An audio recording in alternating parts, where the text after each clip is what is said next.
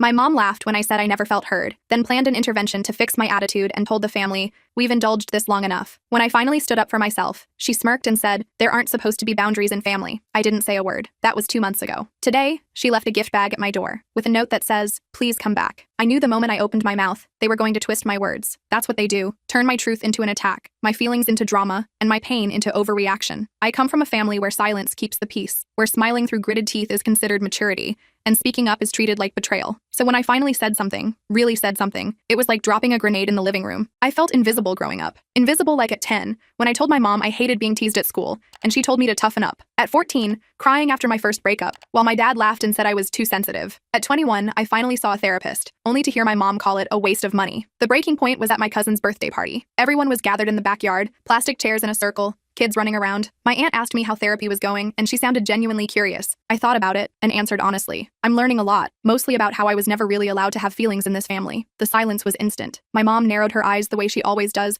like she's winding up for a takedown. And then came the laugh. That cold, defensive, dismissive laugh. "Oh, please," my mom said. "Don't start with that therapist nonsense again." I didn't flinch. "It's not nonsense. I just never felt heard." "You were heard," she snapped. "You just didn't like what we had to say." And just like that, the circle closed ranks. My cousin changed the subject. My aunt got up to check on the food. My brother muttered something about me, making everything about myself. I stood up. "I'm not trying to ruin anything. I just want to be honest about my experience." My dad chimed in from the porch. "This isn't the time or place." Of course it wasn't. It never is. I left and walked home, sat in the dark and cried harder than I had in months. Not because they didn't agree with me, but because they didn't even try to understand. No one texted me. No one checked in. I was ghosted by my own blood. Then came the group chat ambush. My mom sent a message to the whole family. "Can we all agree that family events should stay positive? Let's not bring personal grievances into shared spaces." I wasn't named, but I didn't need to be. My brother liked it with a thumbs up. My aunt commented a heart emoji. My dad added, "Well said." I stared at the screen and felt myself unravel. That was the day I realized. They didn't just ignore my voice, they actively worked to erase it. I decided to stop talking to them, not out of anger, but because I was tired of fighting to be misunderstood. The group chat stayed quiet after that, but my cousin posted a photo of the party on Instagram. The caption, "Some people ruin everything." The comments were brutal. I didn't reply. I just started journaling more, filling pages with things I'd never said out loud. I bought a cheap sketchbook from the dollar store and wrote on the backs of receipts, grocery lists, anything I could find. I just needed to get my feelings out every time I felt overwhelmed. One night, I posted an anonymous comment on Reddit, just one paragraph about what happened at the birthday party. The replies were instant. "I feel this so hard. Same thing happened with my mom. Thank you for putting it into words." That was the first time in a long time I felt less alone. I just needed to speak in places where people wanted to listen. Weeks later, my cousin texted, "Mom said you were dramatic again." I didn't even reply. I just muted the chat.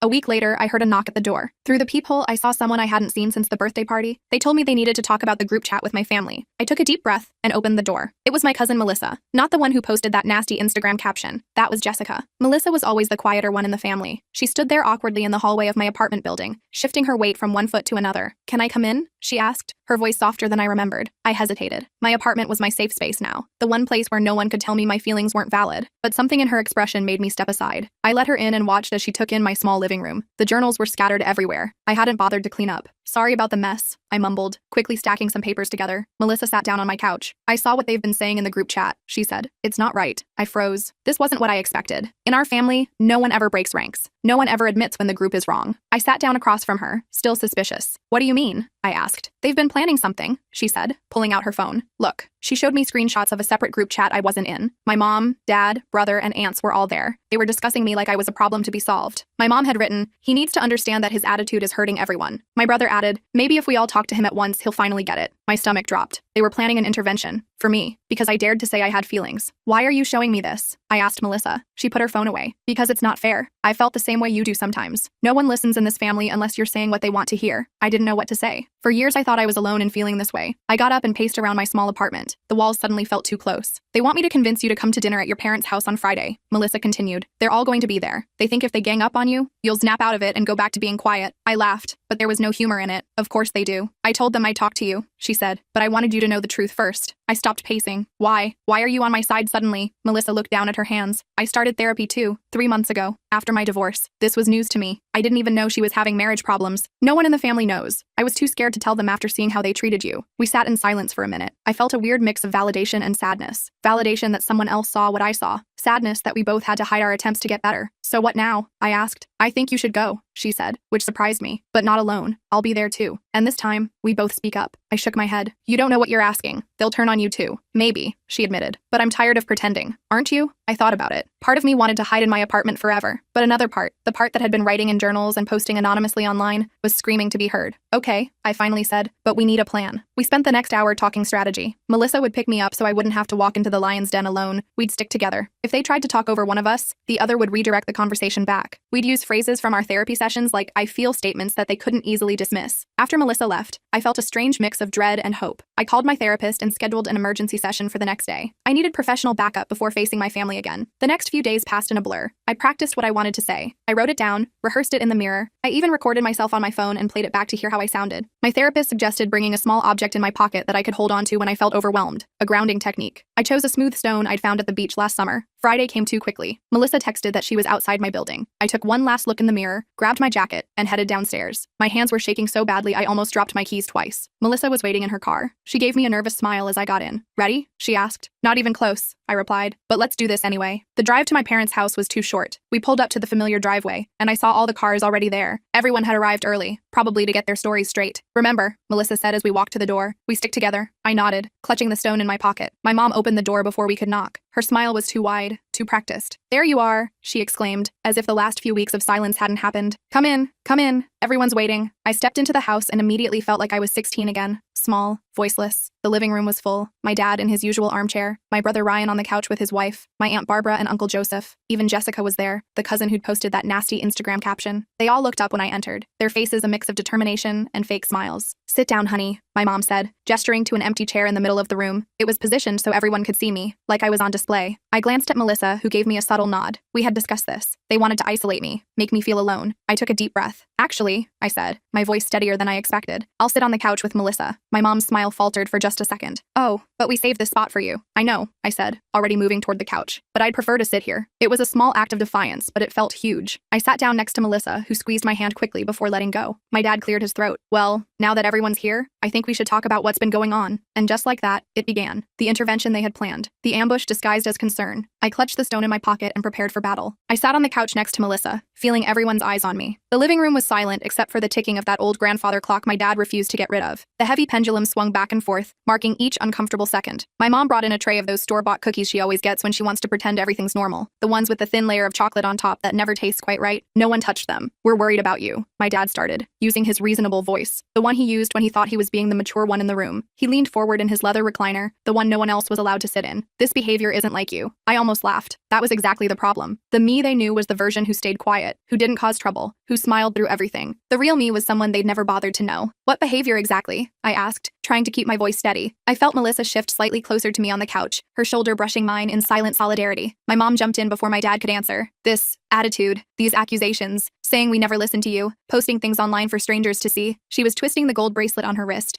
the way she always did when she was agitated. I froze. What are you talking about? Ryan, my brother, pulled out his phone. We know about your Reddit post, he said, looking smug. He was wearing that condescending smirk I'd grown to hate over the years. Jessica found it. Jessica, my Instagram caption writing cousin, nodded. It wasn't hard. You used the same username you use for everything. She flipped her perfectly highlighted hair over her shoulder, looking pleased with herself. I felt sick. I thought I'd been anonymous. I thought I'd found one safe place to express myself, but they'd been watching, hunting for anything they could use against me. I gripped the smooth stone in my pocket harder, running my thumb over its surface, a grounding technique my therapist had suggested. So you're stalking me now? I asked. Don't be dramatic, my Aunt Barbara said, rolling her eyes. She was perched on the edge of the armchair, her posture rigid as always. We're concerned. You're airing family business to strangers. I didn't use anyone's real names, I said. I just needed someone to talk to. You could talk to us, my mom said, her voice dripping with fake hurt. She pressed her hand to her chest for emphasis. We're your family. Melissa cleared her throat. Everyone turned to look at her, like they'd forgotten she was there. Maybe he tried, she said quietly. Maybe we weren't listening. The room went silent again. My mom's eyes narrowed at Melissa. This isn't about you, dear. The way she said dear made it sound like an insult. Actually, I said, finding my courage, it is about all of us, about how this family handles emotions, about how we talk to each other. My dad leaned forward in his chair. We didn't bring you here to lecture us. We brought you here because we're worried about your mental health. His knuckles were white where he gripped the armrests. And there it was, the trap. They weren't concerned about my feelings. They were concerned that I was expressing them at all. In their minds, that was the problem that needed fixing. My mental health is actually better since I started therapy, I said. Since I started being honest about how I feel, Therapy, my mom scoffed. That's where all this started, filling your head with ideas about how we failed you. She exchanged a knowing look with my Aunt Barbara. I took a deep breath, remembering what my therapist had taught me. I visualized a protective bubble around myself, keeping their words from penetrating too deeply. I'm not saying you failed me. I'm saying I needed something different than what I got. Like what? Ryan asked, his tone challenging. We gave you everything. A good home, college tuition, family vacations. What more did you want? He was leaning against the wall, arms crossed over his chest. To be heard, I said simply. To have my feelings acknowledged instead of dismissed. My Uncle Joseph, who had been quiet until now, shook his head. Kids these days want participation trophies for their feelings too. He chuckled at his own joke, looking around for approval. I felt my face getting hot. This was exactly what I knew would happen. They weren't listening. They were just waiting for their turn to speak, to tell me why I was wrong. Melissa surprised me by speaking up again. I think what he's trying to say is valid, she said. Sometimes in this family, we're quick to tell people to get over things instead of acknowledging that they're hurt. My Aunt Barbara turned to Melissa with a cold stare. And when did you become an expert on family dynamics? Your marriage couldn't even last 3 years. The words hung in the air like poison. I saw Melissa flinch like she'd been slapped. The room got even quieter. That was another family tactic. When someone stepped out of line, bring up their biggest insecurity or failure. Make them too ashamed to keep talking. That's exactly what I'm talking about, I said, my voice stronger now. Instead of listening to what Melissa is saying, you attack her. You try to shame her into silence. No one is attacking anyone, my mom said, her voice artificially sweet. She smoothed her already perfect hair. We're just having a family discussion. This isn't a discussion, I countered. This is an ambush. You got me here under false pretenses. My dad frowned. What false pretenses? Melissa told you we wanted to talk. I looked at Melissa, who nodded slightly. Yes, but she also told me the truth about why. That this is an intervention to make me snap out of it and go back to being quiet. All eyes turned to Melissa. The betrayal on their faces would have been comical if it wasn't so predictable. In our family, loyalty meant keeping secrets, especially from the person being talked about. You showed him the group chat? Jessica asked, her voice rising. She clutched her phone tighter, as if afraid Melissa might grab it. Melissa nodded. I thought he deserved to know what he was walking into. My mom stood up suddenly. I need to check on dinner, she said, but everyone knew it was just an excuse to leave the room, her go-to move when things got uncomfortable. The sound of her heels clicking on the hardwood floor punctuated her exit. As soon as she was gone, my dad leaned forward. Look, he said, his voice lower. Your mother is very upset by all this. You know how sensitive she is. I almost laughed at the irony. When I was sensitive, it was a character flaw. When my mom was sensitive, it was something everyone else needed to tiptoe around. I'm not trying to upset anyone, I said. I'm just trying to be honest about my experience growing up. Your experience, Ryan repeated, making air quotes with his fingers. What about our experience? Having to walk on eggshells around you because you might get offended by something? When have you ever walked on eggshells around me? I asked, genuinely confused. When have any of you ever held back from telling me exactly what you thought of me? The room fell silent again. I realized I had them there. They'd never hesitated to criticize me, to tell me to toughen up, to dismiss my feelings. My mom came back from the kitchen, her composure restored. Dinner's almost ready, she announced, as if nothing had happened. She had refreshed her lipstick, a bright coral that clashed with the tension in the room. Everyone started to get up, relieved for the distraction, but I stayed seated. I'm not done talking about this, I said. My mom's fake smile faltered. We can talk more after dinner, when everyone's had a chance to calm down. I am calm, I said. I'm probably the calmest person in this room right now. I just want to finish what we started. My dad sighed heavily. What exactly do you want from us? An apology? For what? For raising you the best we knew how? He ran his hand through his thinning hair, a gesture of frustration I'd seen countless times. I shook my head. I don't want an apology. I just want acknowledgement. Recognition that my feelings are valid, even if you don't understand them. Fine, my dad said, throwing up his hands. Your feelings are valid. There. Can we eat now? The dismissiveness of it hit me like a physical blow. This was exactly what they always did. Say whatever they thought would end the conversation, without actually meaning it. That's not what I meant, I started, but my mom cut me off. Enough, she said sharply. We've indulged this long enough. Dinner is ready, and I won't let it get cold because you want to continue this therapy session. She spat out the word therapy like it tasted bad. I looked around the room, at my dad's impatient face, at Ryan's smirk, at Jessica's bored expression, at my aunt and uncle's discomfort, and finally, at Melissa, who looked torn between supporting me and not making waves. I stood up. I'm not hungry, I said. I think I'll head home. Don't be ridiculous, my mom said. You just got here. I came because I thought there was a chance you wanted to understand, I said. But this isn't about understanding. It's about getting me to stop talking. That's not true, my dad protested, but it was weak. It is true, I insisted, and I'm done pretending it isn't. I started walking toward the door. Melissa stood up too. I'll drive you, she said. My mom turned to her, eyes flashing. Sit down, Melissa. You've done enough. Melissa hesitated, looking between me and my mom. I saw the familiar fear in her eyes, the fear of being the next target, of being cut off, of being talked about in group chats she wasn't part of. It's okay, I told her. I can get an Uber. But Melissa surprised me. She squared her shoulders and grabbed her purse. No, I said I'd drive you and I will. The look on my mom's face was one I'd never seen before. Pure shock that someone was openly defying her. If you leave with him, she said to Melissa, don't bother coming to Sunday dinner next week. It was a classic move, the threat of exclusion, the ultimate family punishment. Melissa faltered for a moment, then seemed to make up her mind. I guess I'll have plans next Sunday then, she said, and walked toward me. We left together, ignoring the calls from behind us. My hands were shaking as I closed the front door behind us. We walked quickly to Melissa's car, not speaking until we were safely inside with the doors locked. I can't believe we just did that, Melissa said, her voice shaky. I can't believe you stood up to them, I replied. Thank you, She started the car. Where to? I thought for a moment. Can we just drive for a bit? I need to process. Melissa nodded and pulled away from the curb. We drove in silence for a few minutes, the weight of what had just happened settling over us. My phone started buzzing with texts. I turned it off without looking. They're going to be furious, Melissa said finally. I know, I replied. Are you okay with that? You didn't have to leave with me. She gripped the steering wheel tighter. I'm tired of being afraid of their disapproval. Do you know what my therapist told me? That families are supposed to be supportive, not just critical. I laughed softly. Mine said something similar, that healthy families make space for all emotions, not just the convenient ones. We ended up at a small diner a few miles from my parents' house. It was nearly empty, just a couple of truckers at the counter and an elderly couple in a booth. The fluorescent lights buzzed overhead, and the smell of coffee and grease filled the air. We slid into a booth far from the door and ordered coffee. What happens now? Melissa asked after the waitress left. I shrugged. I don't know. I've never walked out before. Me neither, she admitted. It felt scary, but also good. Like I finally did something for myself instead of to keep the peace. I nodded, understanding exactly what she meant. They'll try to bring us back in line, I said. They always do. How? She asked. First, they'll ignore us, act like we're being childish, and will come crawling back when we realize how silly we're being. Melissa nodded. And when that doesn't work, then come the flying monkeys, I said. They'll send other family members to talk to us, to tell us how hurt everyone is, how we're tearing the family apart. And if that doesn't work, then comes the love bombing. Sudden invitations, gifts, acting like nothing happened, waiting for us to let our guard down. Melissa looked impressed. You've really thought about this. I've had a lot of time to analyze their patterns, I said. My therapist helped me see the cycle. Our coffee arrived, and we both wrapped our hands around the warm mugs. The diner was quiet, except for the occasional clink of dishes and the low murmur of conversation from the other customers. I don't think I can go back to pretending, Melissa said after a while. Now that I've seen it, I can't unsee it. I know, I agreed. It's like, once you realize you're allowed to have feelings, you can't go back to burying them. We sat in companionable silence for a few minutes, sipping our coffee. Then Melissa's phone started ringing. She pulled it out and showed me the screen. It was Jessica. Should I answer? She asked. I shrugged. Up to you, but put it on speaker if you do. Melissa took a deep breath and answered, putting the phone on the table between us. Hello? Where are you? Jessica demanded without preamble. Everyone's freaking out. I'm with my cousin, Melissa said simply. Having coffee. You need to come back, Jessica said. Both of you. This is ridiculous. Is it? Melissa asked. Because from where I'm sitting, what happened back there was pretty ridiculous. I could hear Jessica's frustrated sigh. Look, you've made your point. Everyone gets it. You're both upset. But walking out in the middle of a family dinner is just dramatic. It wasn't a family dinner, I said, leaning toward the phone. It was an intervention, designed to shut me up. There was a pause. We're worried about you, Jessica said, her voice softer now. Both of you. This therapy stuff is changing you. Maybe we needed to change, Melissa replied. Another pause. Aunt Karen is really upset, Jessica tried again. She's in the kitchen crying. The guilt trip. Right on schedule. I caught Melissa's eye and raised an eyebrow. She nodded slightly, understanding my silent message. I'm sorry she's upset, Melissa said, but I'm not coming back tonight. Fine, Jessica snapped, dropping the concerned act. But don't expect everyone to just forget this. You both made a scene and embarrassed the whole family. By leaving quietly? I asked. Interesting definition of scene. Whatever, Jessica said. Just know that you're the ones causing problems, not us. She hung up before we could respond. Melissa put her phone down and looked at me. That went about as expected. Yep, I agreed. Phase 1, make us the problem. We finished our coffee and ordered some food, realizing we were actually hungry after all. As we ate, we talked more openly than we ever had before. About our childhoods. About the family dynamics we'd always accepted as normal, but now recognized as unhealthy. About our therapists and what we were learning. I never knew you felt the same way, I told Melissa. I always thought I was the only one who didn't fit in. I got better at hiding it, she admitted. After seeing how they treated you when you spoke up, I learned to keep everything inside, until my marriage fell apart and I couldn't pretend anymore. By the time we finished eating, it was dark outside. Melissa drove me back to my apartment. We sat in her car for a moment before I got out. Thank you, I said again, for warning me, for standing with me. She smiled. We're going to need to stick together. They're going to try to divide us. I know, I said, but at least we're not alone anymore. I went upstairs to my apartment and turned my phone back on. It immediately exploded with notifications, texts from my parents, from Ryan, from various aunts and uncles, voicemails, even emails. I ignored them all and went straight to my journal. I needed to process everything that had happened. The next morning, I woke up to a knock on my door. I checked the peephole, half expecting to see my mom or dad. Instead, it was Ryan. My brother rarely visited me. This had to be phase 2,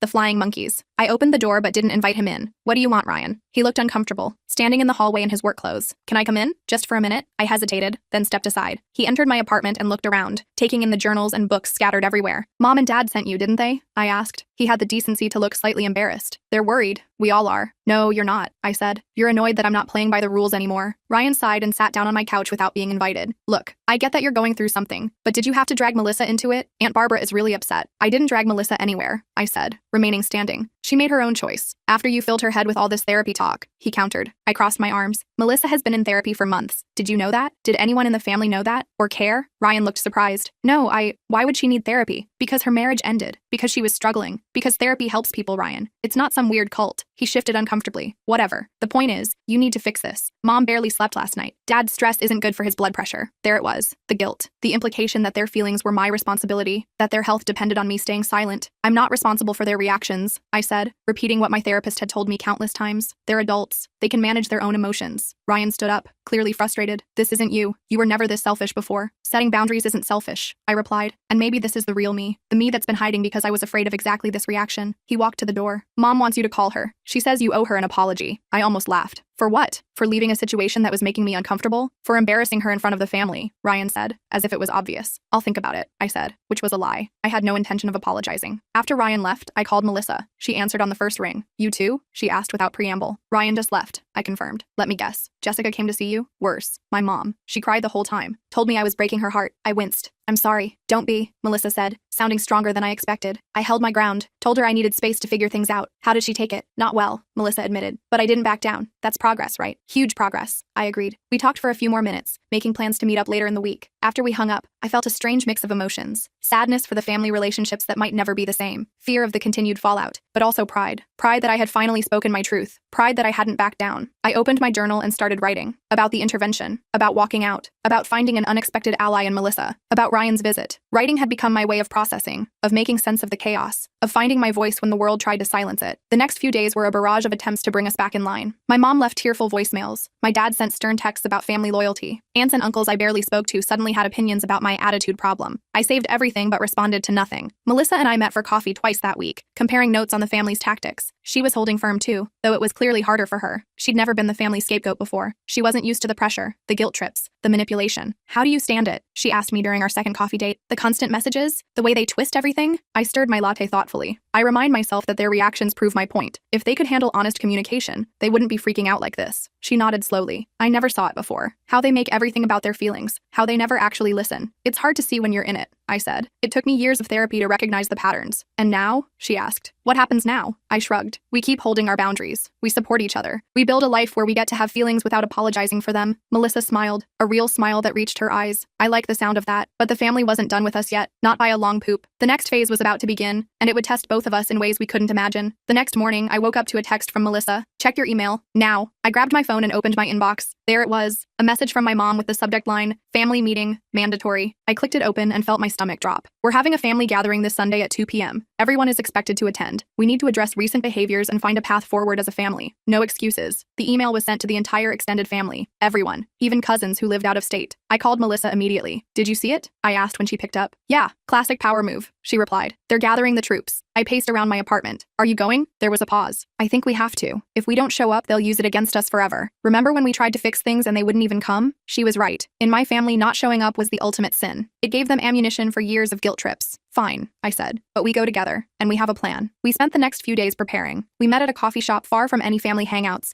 and made lists of what we wanted to say, what boundaries we needed to set. I even role-played with my therapist, practicing how to respond when they tried their usual tactics. Sunday came too quickly. Melissa picked me up an hour before the meeting. She looked tired, with dark circles under her eyes. Rough night? I asked as I got in her car. Barely slept, she admitted. My mom called 3 times trying to get me to come early. Said they needed to get our stories straight before everyone arrived. I snorted. At least they're being honest about coordinating against us. We drove to my parents' house in silence. There were already 8 cars parked outside when we arrived. I clutched my small notebook in my pocket where I'd written key phrases to remember. Melissa squeezed my arm as we walked up the driveway. Remember, we stick together, she whispered. I nodded. No matter what. The house was packed. Every chair, couch, and even some folding chairs had been brought in. My entire extended family was there. Aunts, uncles, cousins, even my grandparents who usually skipped family drama. My mom had gone all out with snacks and drinks, like this was a party instead of an ambush. When we walked in, the room went quiet. My mom rushed over, all smiles and hugs like nothing had happened. You're here. Come in. Come in. We saved seats for you. The seats were, of course, in the center of the room. Spotlight positions. I glanced at Melissa, who gave a slight shake of her head. We'd discussed this. We'll sit over there, I said, pointing to 2 empty spots on the edge of the room, near the door. A quick escape route if needed. My mom's smile tightened, but she didn't argue. We made our way to the seats, feeling everyone's eyes on us. I spotted Ryan in the corner, looking uncomfortable. Jessica was whispering to another cousin, both glancing our way. Once we sat down, my dad stood up. He cleared his throat in that important way he always did before making announcements. Thank you all for coming, he began. We've called this meeting because our family is facing some challenges. We've always been a close family, a strong family, but recently there have been some concerning behaviors that we need to address. I felt my face getting hot. They were talking about us like we were troubled teenagers, not grown adults with legitimate feelings. Before we start pointing fingers, my dad continued, I want to remind everyone that family comes first, always. We may disagree, we may have our issues, but at the end of the day, blood is thicker than water. Several people nodded. My Aunt Barbara dabbed at her eyes with a tissue, already getting emotional for the show. Now, my dad said, turning toward me and Melissa, I think we all know why we're here. There have been accusations made, feelings hurt, lines crossed, but today isn't about blame. It's about healing. I almost laughed. This wasn't about healing. This was about control, about getting us back in line. My mom stood up next to my dad. "We love you both very much," she said, looking at me and Melissa with what she probably thought was a concerned expression. "And we're worried. This therapy you're both doing, it seems to be driving a wedge between you and the family." "That's not what's happening," I said, my voice steadier than I expected. "Therapy is helping us understand ourselves better, including how certain family dynamics have affected us." "Family dynamics?" My Uncle Joseph scoffed. "You mean parenting? Are you saying your parents did a bad job?" I took a deep breath. "I'm saying that in this family, certain emotions aren't allowed. Certain experiences aren't validated. And when someone tries to express those feelings,